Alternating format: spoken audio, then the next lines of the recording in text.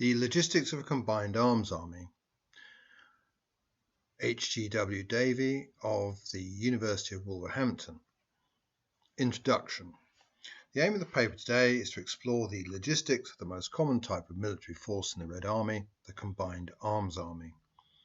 It's based on 3 papers that were published in the Journal of Slavic Military Studies, the last of which is published in March 2021. The reason for looking at logistics is that it is one of the limiting factors on military operations.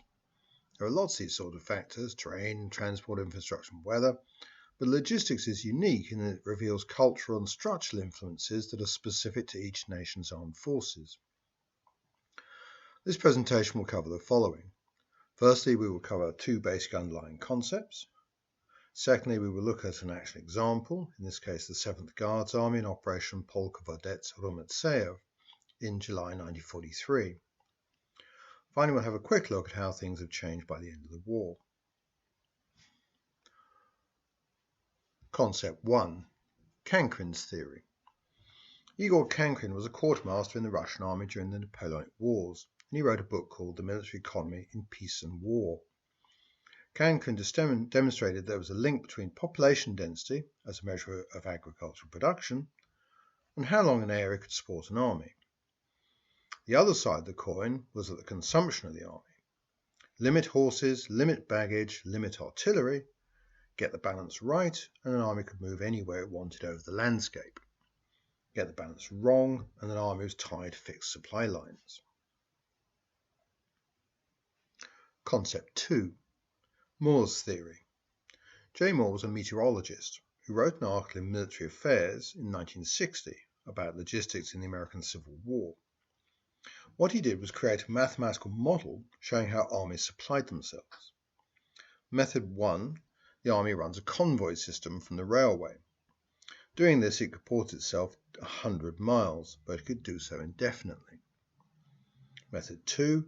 The army uses the same amount of transport, but loads up at a railhead and just advances.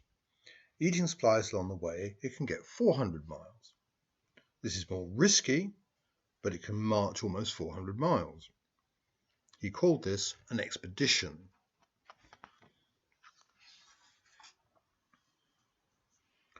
Seventh Guards Army in Operation Polkovodets Rumyantsev, or the Belgorod-Kharkov operation, from the 3rd to the 23rd of July 1943.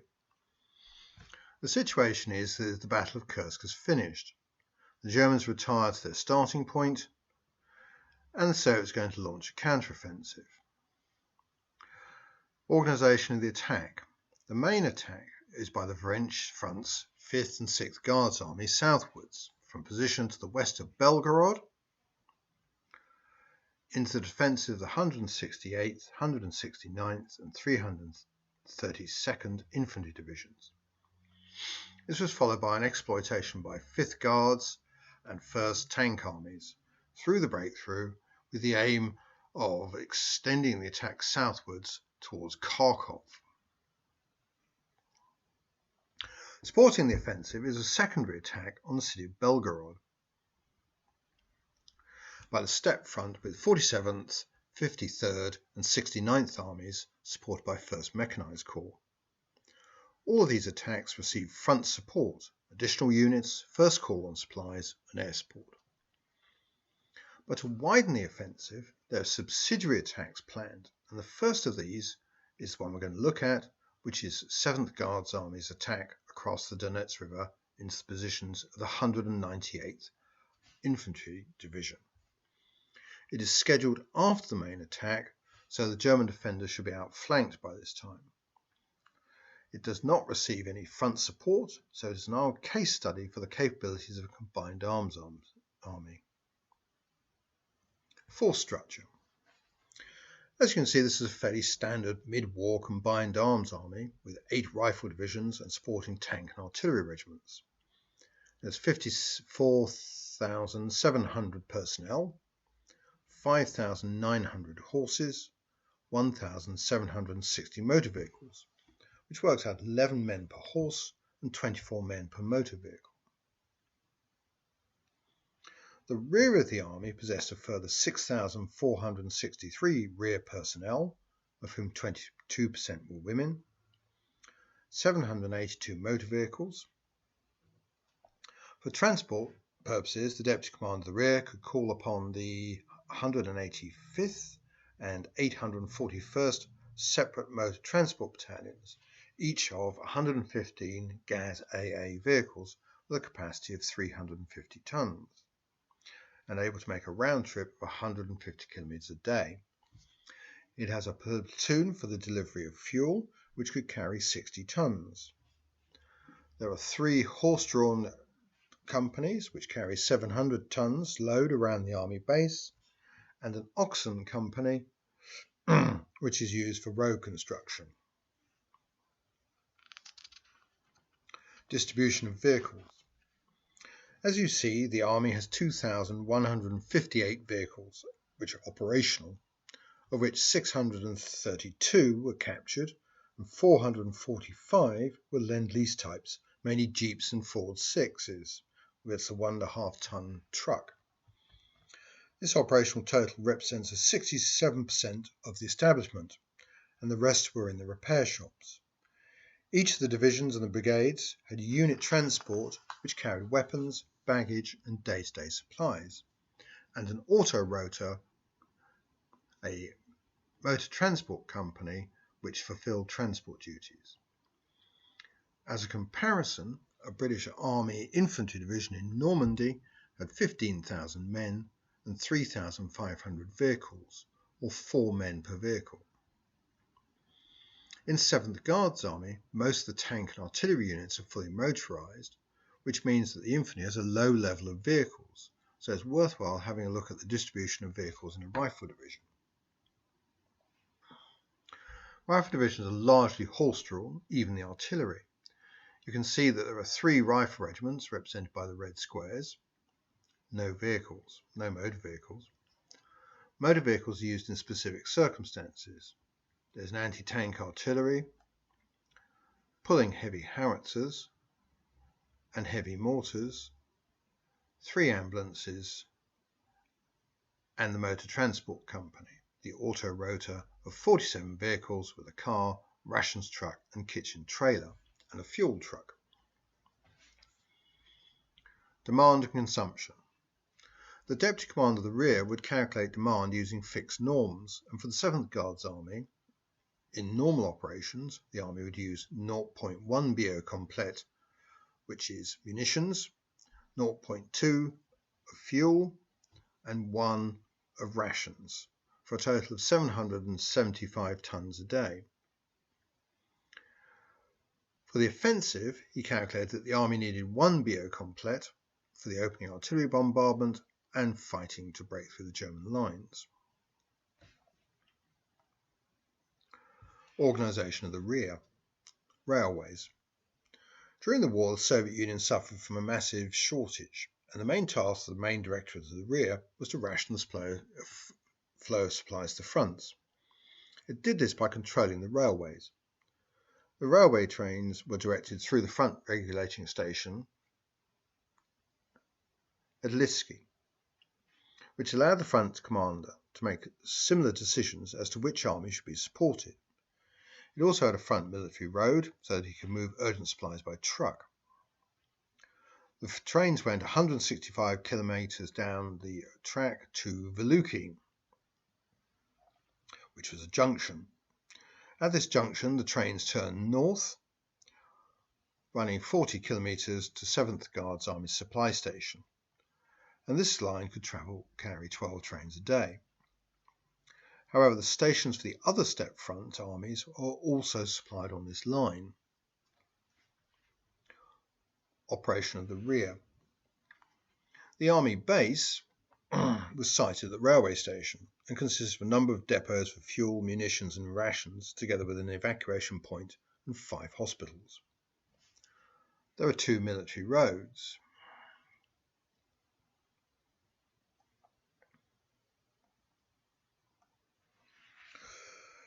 Running from here towards the front line, a distance around 90 kilometres, or half a day's drive on the dirt roads.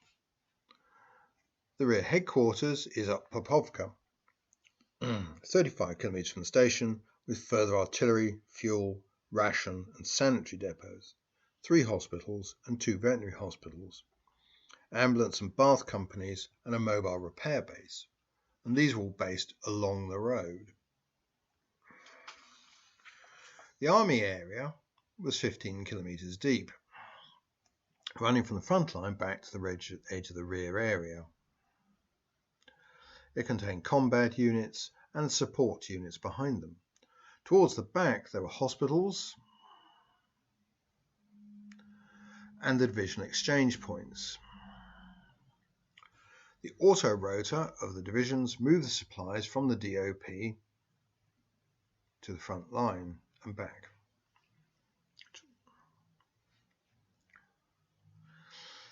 This shows what was planned for a 10-day offensive.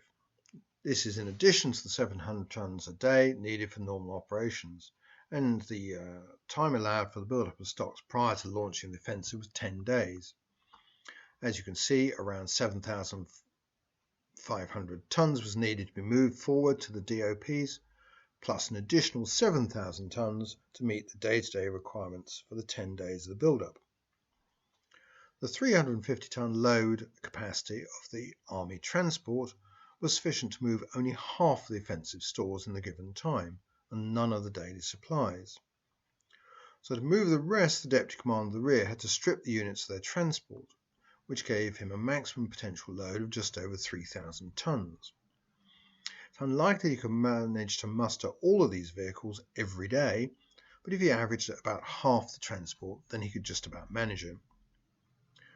To reduce this burden, the division sourced rations and fodder from the local area and collective farms. Running the offensive. On the day of the offensive, the artillery fired their opening bombardment from their stores on the guns positions. The rifle division stormed forward, supported by the tank regiments, and their unit transport was completely full of supplies, and the auto-rotor ran between them and the DOP, topping up supplies.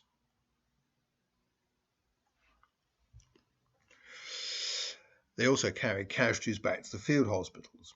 The Army transport moved critical supplies forward from the depots or from the Army base.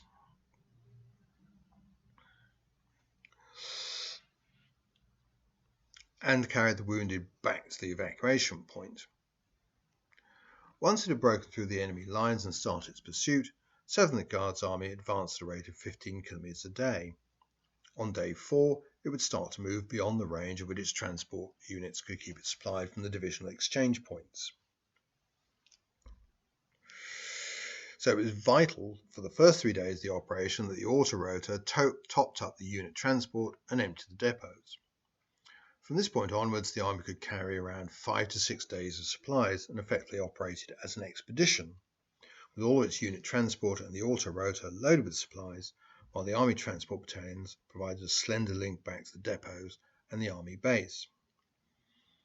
At the end of the operational phase, 7th Guards Army is 150 kilometres from its starting point and 240 kilometres from its Army base. A lorry column would take at least 3 days to make this round trip, and the 350 kilometres of Army transport and 700 tons of auto-rotor would deliver just 300 tons a day. So once the Army consumed the supplies it carried, it had to reconnect with the railway. Behind it, 8 days into the offensive, the Army base had sent advance units to set up a new Army base.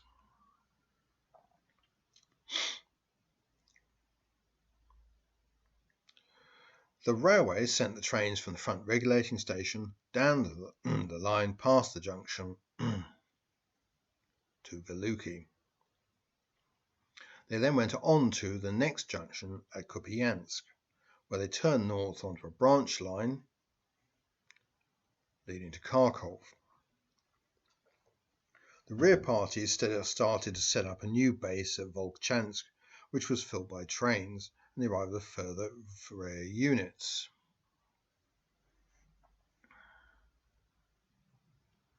Volchansk was an easy drive for the Army transport to reconnect with the railway. The offensive was over and the Army returned to static operations. which poses the question, what had changed in the later stages of the war to improve the mobility of the combined arms army?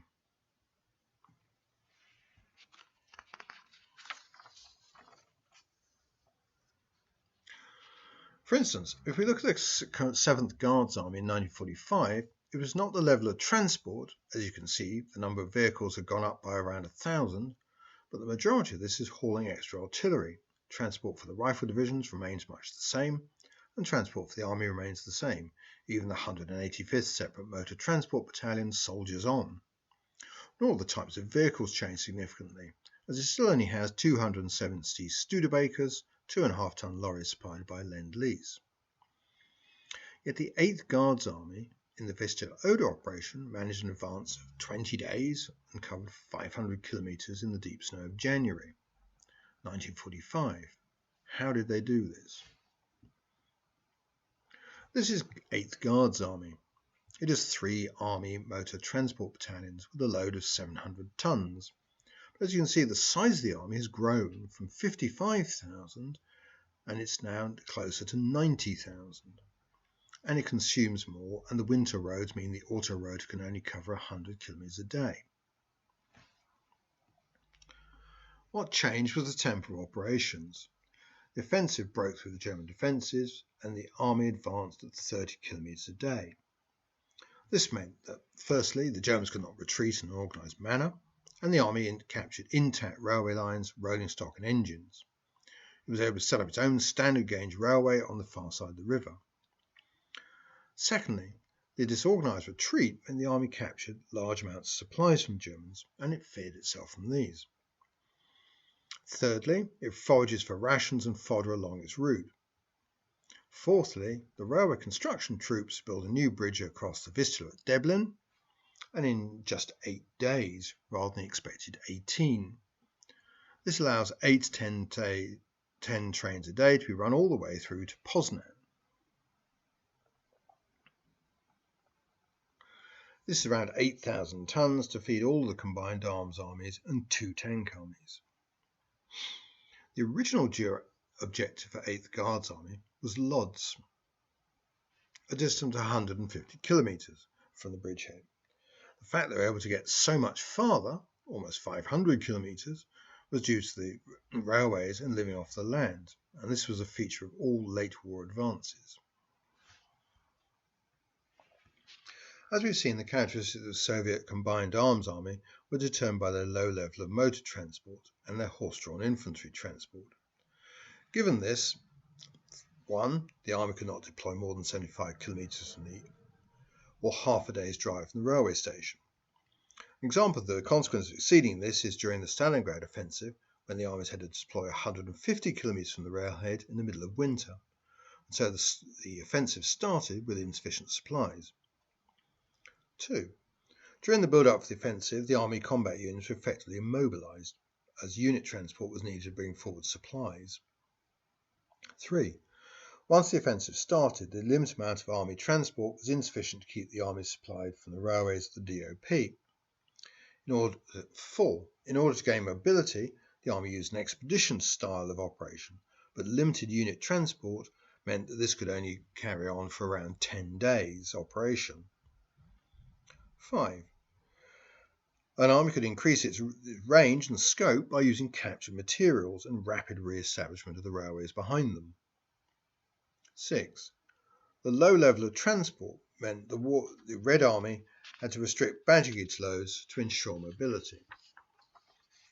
Thank you, ladies and gentlemen. That concludes this paper.